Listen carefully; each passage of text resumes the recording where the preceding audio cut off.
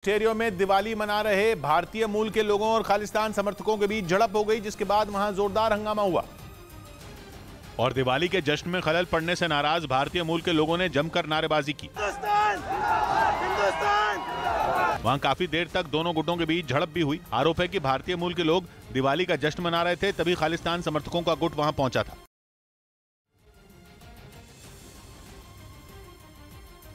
खबर राजस्थान के जोधपुर से, जहां पर टायर गोदाम में भीषण आग लग गई, जिसके बाद दमकल की 10 गाड़ियां मौके पर पहुंची और आग बुझाने में जुट गई। बताया गया कि आग पहले कबाड़ के गोदाम में लगी थी और उसके बाद इसने टायर के गोदाम को भी अपनी चपेट में ले लिया।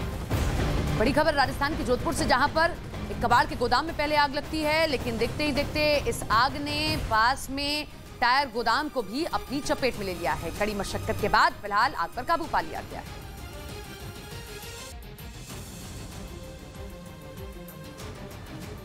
यूक्रेन जंग में डर्टी बम वाली साजिश की गूंज भारत तक पहुंच गई। रूसी रक्षा मंत्री ने रक्षा मंत्री राजनाथ सिंह से फोन पर बात कर यह आरोप लगाया कि यूक्रेन डर्टी बम बना रहा है और वो विक्टिम कार्ड खेलने के लिए कभी भी उसका इस्तेमाल कर सकता है, जिसके नाम का जिक्र होने से ही दुनिया भर के देश दहशत में हैं, क्योंकि दावा है कि यह डर्टी बम एक छोटे परमाणु बम जैसी तबाही मचाने की ताकत रखता है, जिसके फटने के बाद फैलने वाला भयानक रेडिएशन पूरे इलाके को बर्बाद कर देता है, क्योंकि इस बम के अंदर विस्फोटक के साथ रेडियो एक्टिव पदार्थ रखा जाता है और बम में धमाका होते ही ये रेडियो एक्टिव पदार्थ हवा में बिखर जाता है। खुद रूस के राष्ट्रपति पुतिन ने भी यूक्रेन पर डर्टी बम की साजिश तैयार करने का आरोप लगाया है।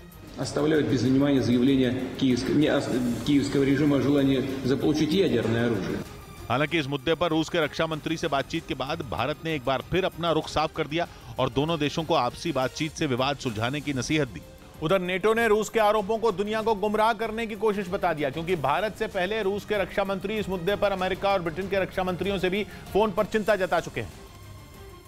इसीलिए रूस के बदले तेवरों ने नेटो को हैरान कर दिया, क्योंकि ये वही पुतिन हैं जो पहले दिन से परमाणु हमले की धमकी देते आ रहे हैं। ऐसे में नेटो को आशंका है कि पुतिन अब यूक्रेन युद्ध को खत्म करने की कोशिश में है और वहां से निकलने से पहले यूक्रेन की जमीन पर जानबूझकर डर्टी बम फोड़ने की फिराक में है, ताकि उसका ठीकरा यूक्रेन पर फोड़ा जा सके। Russia often accuses others for what they intend to do themselves. America की ओर से भी रूस को चेतावनी दी गई कि यूक्रेन में डर्टी बम का इस्तेमाल करने पर उसे गंभीर परिणाम भुगतने होंगे। यूक्रेन की जंग में बहुत जल्द कुछ बड़ा हो सकता है। तबाही के सभी रिकॉर्ड टूट सकते हैं, क्योंकि पुतिन के खासम खास रमजान कादिरोव ने यूक्रेन की जंग को बहुत बड़ा जिहाद घोषित कर दिया है। कादिरोव ने रूस के मुसलमानों से खुली अपील की है कि वो इस जिहाद में बढ़ चढ़कर हिस्सा लें, यूक्रेन को पुतिन के कदमों में लाकर रख दें, ताकि 8 महीने से चल रही यूक्रेन की जंग का रूस की जीत के साथ दी एंड किया जा सके। सामने आए वीडियो में रमजान कादिरोव यूक्रेन में रूस का झंडा गाड़ने के लिए इतने बेताब दिखे कि उन्होंने अल्लाह के नाम पर यूक्रेन में लाशें ही लाशें बिछाने की कसम ही खा ली।